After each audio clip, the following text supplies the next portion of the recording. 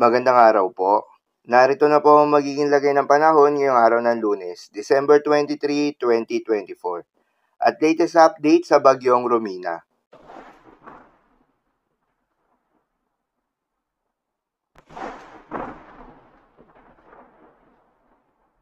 Sa kasalukuyan at ayon sa Pag-asa, patuloy na nakakaapekto itong shear line o yung salubungan ng malamig na northeast monsoon at mainit na hangin galing sa may silangan sa may southern Luzon at Visayas. Dahil dito, asahan yung maulap na kalangitan na may kalat-kalat na mga pagulan at isolated thunderstorms. Northeast monsoon naman o hanging amihan ang nakakaapekto sa nalalabing bahagi ng Luzon. Dahil dito, asahan naman yung maulap na kalangitan na may kasamang mga pagulan. Habang easterlies o yung mainit na hangin galing sa karagatang Pasipiko ang nakakaapekto sa buong bahagi ng Mindanao.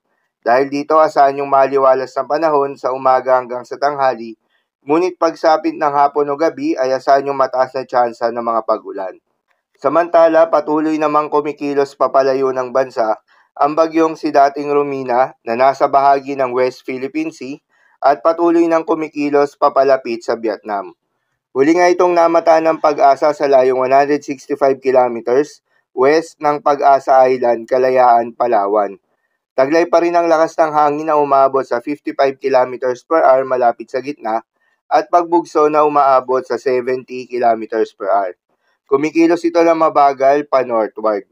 Sa ngayon ay wala nang direktang epekto ang bagyo sa ating bansa, ngunit yung trough or extension nito ay nagdadala pa rin ng maulap na kalangitan na may kalat-kalat na mga pagulan at thunderstorm sa may Palawan area. Maliban nga sa bagyong ito ay wala nang binabantayan na bagyo o low pressure area sa loob o malapit sa Philippine Area of Responsibility na maring makaapekto sa ating bansa. Dahil nga sa epekto ng trough nitong bagyo na nasa labas ng Philippine Area of Responsibility, ay asahan sa Palawan ng maulap na kalangitan na may kalat-kalat na mga pagulan at thunderstorms. Posible ang mga pagbaha o pagguho ng lupa dahil sa katamtaman hanggang sa kung minsan ay malakas na pagulan. Habang sa Visayas, Bicol Region, Calabarzon at nalalabing bahagi ng Mimaropa ay asahan rin yung maulap na kalangitan na may kalat-kalat na mga pagulan at isolated thunderstorms. Dulot naman yan ng shear line. Posible rin ang mga pagbaha o pagguho ng lupa dahil sa katamtaman hanggang sa kung minsan ay malakas na pagulan. Habang sa Metro Manila, Cagayan Valley, Cordillera Administrative Region, Aurora, Bulacan at Nueva Ecija ay asahan naman yung maulap na kalangitan na may kasamang mga pagulan. Dulot naman yan ng northeast monsoon. Posible rin ang mga pagbaha o pagguho ng lupa dahil sa katamtaman hanggang sa kung minsan ay malakas na pagulan. Habang sa nalalabing bahagi ng Luzon ay asahan naman yung bahagyang maulap hanggang sa maulap na kalangitan na may kalat-kalat na mga mahihinang pag-ulan. Dulot pa rin yan ng northeast monsoon. Habang sa buong bahagi ng Mindanao ay asahan yung bahagyang maulap hanggang sa maulap na kalangitan na may kalat-kalat na mga pag-ulan o thunderstorms.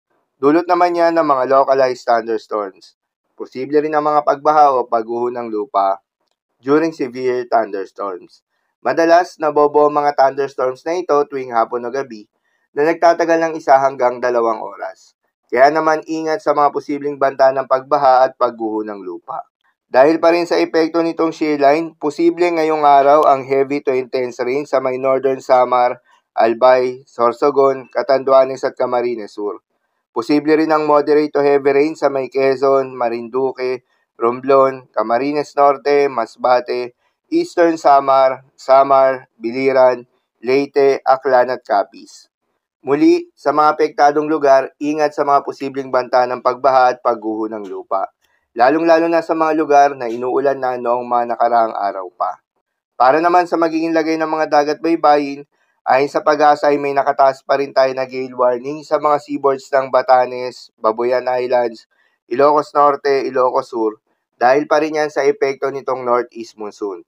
Payo ng Pag-asa ay huwag munang pumalaot yung mga kababayan nating mga isda at yung may mga maliliit na sasakyang pandagat sa mga nasabing seaboards. Dahil inaasahan pa rin yung maalon hanggang sa napakaalon na karagatan. So, yun lamang po para sa lagay ng panahon ngayong araw ng Lunes. Keep safe, everyone.